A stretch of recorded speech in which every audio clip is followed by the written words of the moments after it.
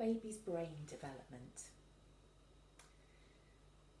So, hello again. In this segment, we're going to have a little look at how your baby's brain grows and how your interaction with that baby can help, the development of your baby's brain. We know that in the first year of your baby's life, the baby's brain doubles in size. By their first birthday, their brain is 2/3 of the size of an adult brain. In the first 3 years of life, their brain is growing and changing faster than it ever will again. I like to sort of visualise the baby's brain initially, almost like a little spring bud. When you see all the buds on the trees in the springtime, from each little bud, another 7 or 8 grow, and then from each of those another 7 or 8 grows. So your baby's brain is growing and developing all the time, and your interaction can really, really help this. This is some work that was done. It's built on some work that was done a few years ago now. And the piece of work was called 1001 Critical Days. And it looked at your baby's brain development. It looked at how the baby's brain grew and the impact that we had.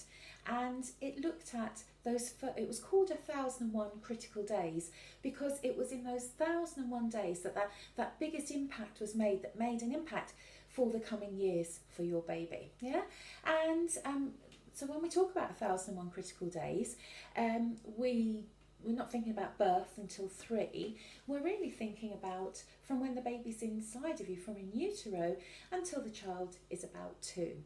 Now, with all of this all this knowledge about how the baby's brain, how we as the carers, how we could help our baby's brains develop. That's where in West Sussex we started to look at a programme called 5 to Thrive. I'm sure you've seen it in lots of the children's centres.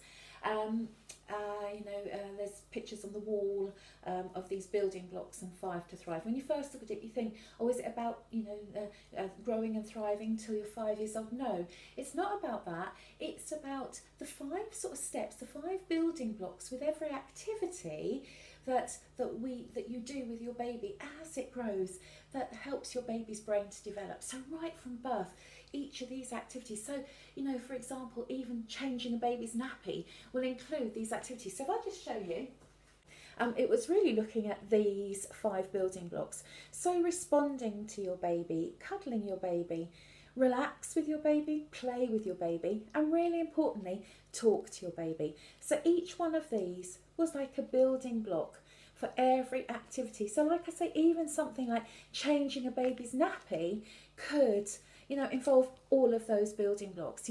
There's 2 ways you could do this. You could be changing a baby's nappy, you could be looking away, oh God, that's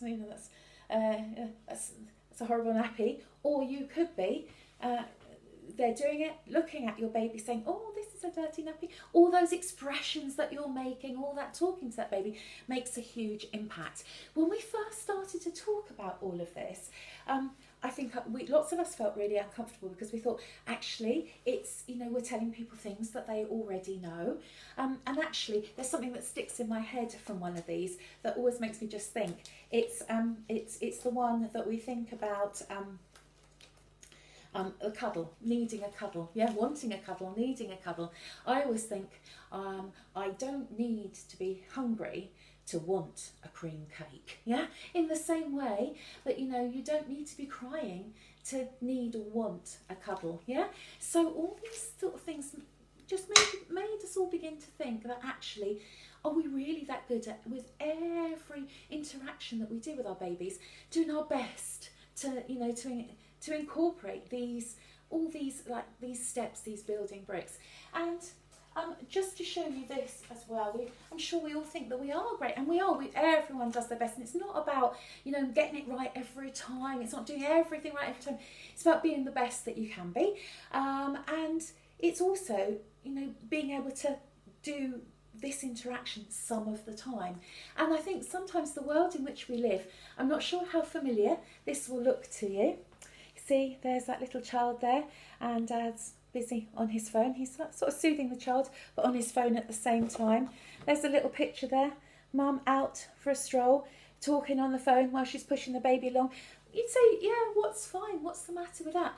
Except if the only interaction that the baby had was the expression Mum was pulling on the phone when she was talking to someone on the phone, yeah? So actually, it's about being aware of these things so that we get better, much better at interacting with the babies from birth to sort of stimulate them, and because they are there ready to respond, and their brain, as I said earlier, is developing quicker now than it ever will again. And in that first 3 years of life, their brain is growing and changing faster than it ever will again. So that's why we're very keen to encourage this, sort of being aware really of just doing the best you can, the best interaction that you can, and just in the world in which we live, how sometimes things have changed so much.